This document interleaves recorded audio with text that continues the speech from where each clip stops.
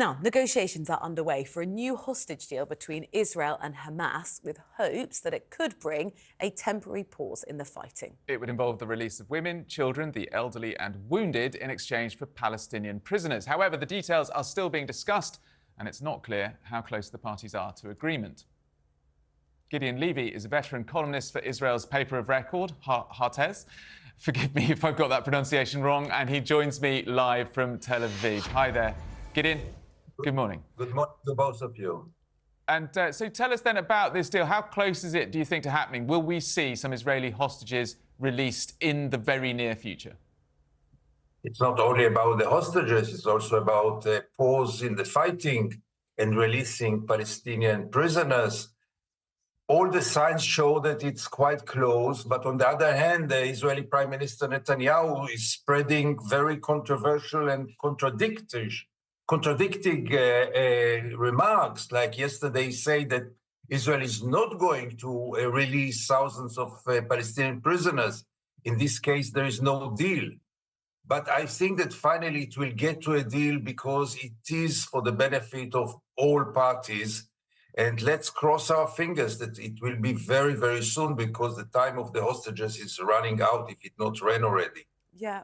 How much do we know about the hostages that are still being held? Because there's quite a lot of concern that we don't know where they all are. No, we don't know at all. I guess that part of them, the IDF knows, but knows also that it cannot get there because getting there might risk their lives. And part we don't know at all.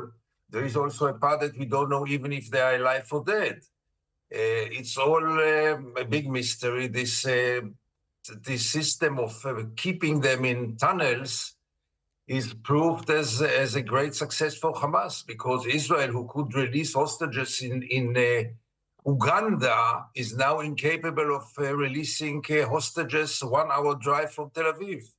I mean, we're talking about potentially, well, not dozens of Palestinian hostages per Israeli hostages, but certainly increased numbers, which is something that's happened in the past. How comfortable are you with that if, say, 3 or 10 Palestinian hostages per Israeli hostage was released? Me personally, I'm very comfortable in this because I know who are the Palestinian prisoners. Part of them are political prisoners. Part of them are prisoners without trial. And yes, part of them are murderers and killers and terrorists. But that's part of their national struggle. There is no national struggle without terror. And part of them, I must tell you, frankly, I would love to see them released. Above all, Marwan Barghouti, who is the only hope right now for a new leadership for the Palestinian people, who could really create a new reality. But because he's such a hope, I'm afraid Israel will never release him. That's really interesting. So, I mean, this suggests that Netanyahu's war on Gaza is going to continue for political reasons as much to achieve his stated goal of destroying Hamas. How shaky is the Israeli leadership right now? It is shaky, but it's as shaky as it is, it might last another 3 years. Because by the end of the day, they all know the polls, and the polls say very clearly that this government will not be re-elected.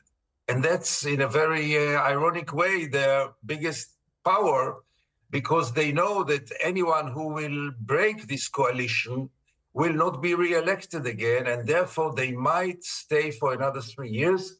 Obviously, it's against all odds, but Netanyahu knows to do many things against all odds.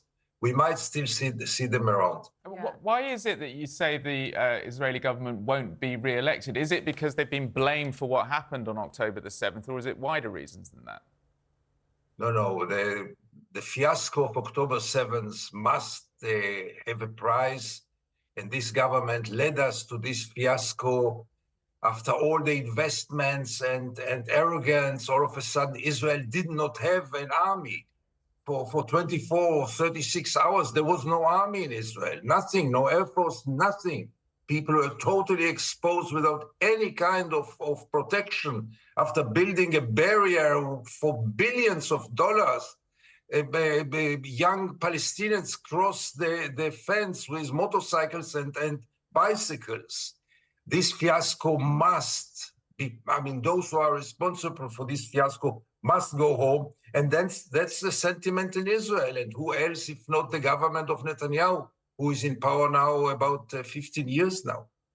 What there isn't any clarity on at all is what is the end game here? We were hearing from Lord Cameron, the UK's Foreign Secretary, yesterday, who said, in terms of an irreversible process, we should start by setting out what a Palestinian state would look like. When he made those comments, how have they been received in Israel? First of all, with all the respect to Lord Cameron, and there is a lot of respect to him, and even more so, I have personal respect to anyone who speaks in terms of the two-state solution, who speaks at all about an end game and about a solution once and for all. The only problem is that facts on the ground, and Lord Cameron ignored those facts on the ground, don't leave much room for a Palestinian state. Where exactly will the Palestinian state be if there are around 700,000 Jewish settlers, part of them very violent and very powerful politically, all over the West Bank and East Jerusalem? Where will the Palestinian state be? How can it become a viable state when there are 700,000 very, very dangerous settlers who will not let it go? And above all, will it be a Bantustan?